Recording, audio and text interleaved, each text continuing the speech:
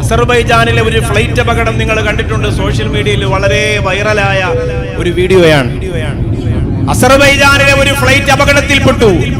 Flight അപകടം വരുമ്പോ നമുക്കറിയാം, ആ ഫ്ലൈറ്റിനകത്തൊരു വല്ലാത്ത ഒരു അന്തരീക്ഷം ഉണ്ടാകും, ഒരു ഭീകരമായ അന്തരീക്ഷം.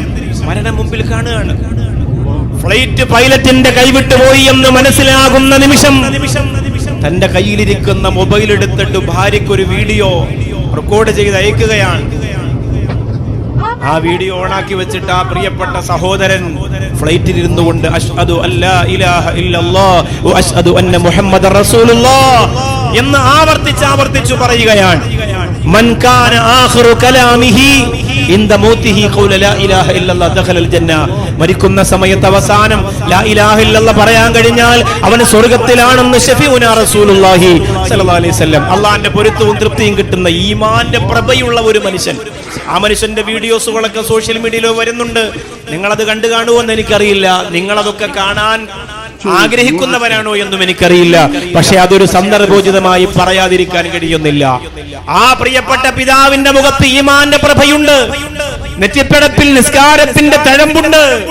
അയാളുടെ നാവ് കൊണ്ട് ഷഹാദത്ത് കലിമ പറയുമ്പോ അക്ഷരങ്ങൾക്കും മഖ്റജനുസരിച്ചുള്ള കലിമത്തിന്റെ മഹാത്മ്യമറിയുന്ന ഉച്ചാരണ ശുദ്ധിയുണ്ട്. അതായത് മരിക്കാൻ പോവാണ്, നിമിഷങ്ങൾ കൊണ്ട് ഞാൻ മരിക്കുകയാണ്. ഈ ഫ്ലൈറ്റ് അപകടത്തിൽപ്പെട്ടാൽ ഇതിൽ നിന്ന് രക്ഷപ്പെടാൻ സാധ്യത കുറവാണ്.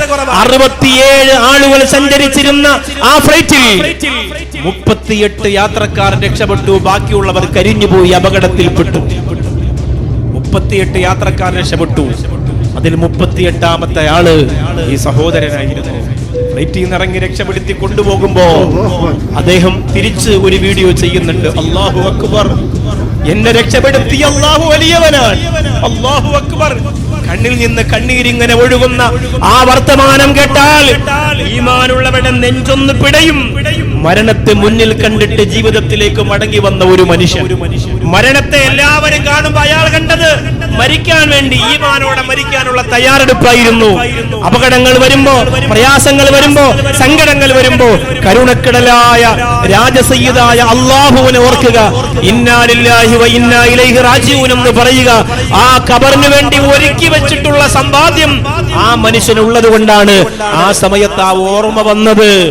അല്ലെങ്കിൽ ഉമ്മ, വാപ്പ, മക്കളെ, ഞാനിനി നിങ്ങൾക്ക് വേണ്ടി എങ്ങനെയാണ് സമ്പാദിക്കുക, നിങ്ങളുടെ സ്നേഹം എങ്ങനെയാണ് എനിക്ക് കിട്ടുക? അതല്ല, യജമാനനായ റബ്ബിലേക്കുള്ള മടക്കമാണെന്ന് ആ പ്രിയപ്പെട്ട സഹോദരനെ ബോധ്യപ്പെടുത്തി കൊടുക്കാൻ അയാളുടെ ജീവിതം സാക്ഷിയായിരുന്നു.